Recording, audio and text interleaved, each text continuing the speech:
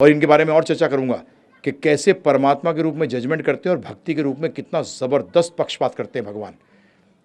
आप कहोगे भगवान पक्षपाती? हाँ प्रभु जी, ये गीता ही कह रही है। परंतु चक्कर क्या है, गीता आपने ना कभी भक्तों के द्वारा लिखित और भक्तों के मुख से नहीं सुनी। प्रॉब्लम ये हो गई, आपने जितनी सुनी है, आज 99% जो लोग बोल रहे हैं ना प्रभु जी, ये सारे परमात्मावादी हैं।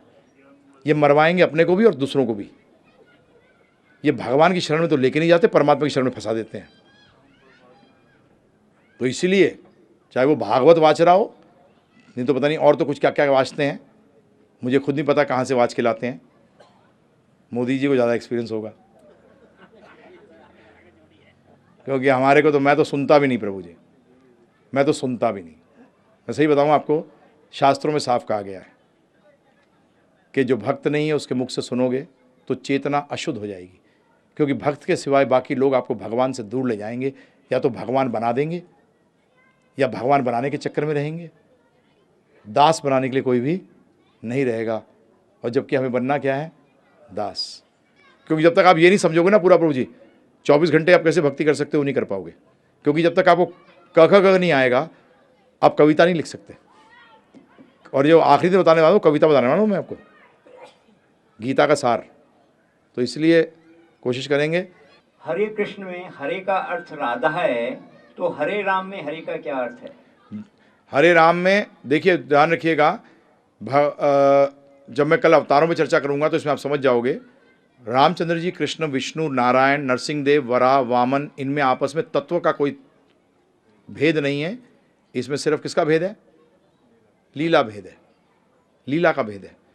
तो जो राम के भक्त हैं वो हरे को सीता माने, हम कृष्ण भक्त हैं इसलिए राम को रमण मानते हैं। राम शब्द को कहाँ से लिया? रमण, तो राधा रमण। तो हरे कृष्ण जो करते हैं, कई शुरू में भक्ति करने की चेष्टा के अंदर, क्योंकि बलराम जी को आदि गुरु कहा गया है, वो राम को बलराम जी भी मानते हैं। हरे जो है वो शक्ति को बोध कर रहा है, और शक्तियों में श्रेष्ठ है राधा रानी। सारी शक्तियों की उत्पत्ति राधा रानी से हुई है। ये विषय नहीं है अभी चर्चा करने का, परंतु आपको थोड़ा सा जितना टच कर सकूँगा उतना टच करूँगा, क्योंकि राधा रानी का विषय मैंने बताया था शुरू में भी। आज वो PhD का स्टडी है, मतलब PhD ज्ञान है अध्यात्म का, राधा कृष्ण की जो चर्चा है। परंतु थोड़ा बहुत समझाने की कोशिश करूँगा मैं आपको, जितना मैं समझा सकूँ। आगे कृष्ण भगवान ने अर्जुन को कहा कि जो पुरुष मेरे तत्व ज्ञान को जान जाता है वह कर्म बंधन में नहीं बनता, तो वह तत्व ज्ञान क्या है? यही बता रहा हूँ, यही तत्व ज्ञान बता रहा हूँ। परंतु सीधा आप अगर चाहो कि पहले अध्याय से मैं जंप करके 18वें पहुँच जाऊँ, तो उसमें क्या होगा प्रभु जी? मैं तो नहीं गिरूंगा, क्योंकि मैं तो दूसरा तीसरा चौथा करके गया, आप ही औंधे मुँह गिरोगे। क्योंकि अगर पहली सीढ़ी से सीधा 10वीं सीढ़ी पे कूदना चाहोगे तो क्या होगा प्रभु जी? तो ये तत्व ज्ञान की चर्चा हो रही है। मैं बताया ना, 5 चीज़ों को तत्व बताया गया: ट्रुथ, भगवान, जीव, प्रकृति, काल, कर्म, ईश्वर। ये 5 चीज़ों को बताया गया तत्व।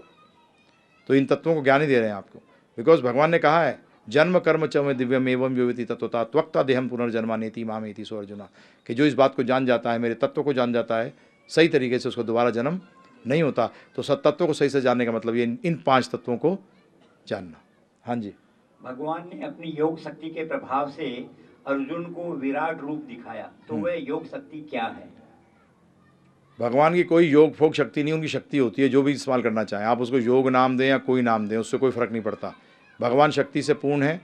अर्जुन ने इच्छा करी, परंतु वो स्वरूप को बता दिया गया, साफ घोर स्वरूप है। क्योंकि भक्त को देखते डर आ गया, भक्त को देखते ही डर आ गया। और जिस स्वरूप को देख के डर आ जाए वो असली में भगवान का स्वरूप नहीं हो सकता।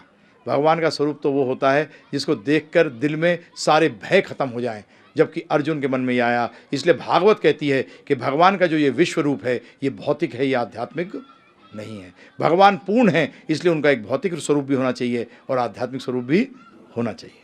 आगे भगवान की भक्ति के क्या लक्षण हैं? भगवान की भक्ति के लक्षण क्या हैं, आखिरी तक समझ जाओगे 7वें दिन।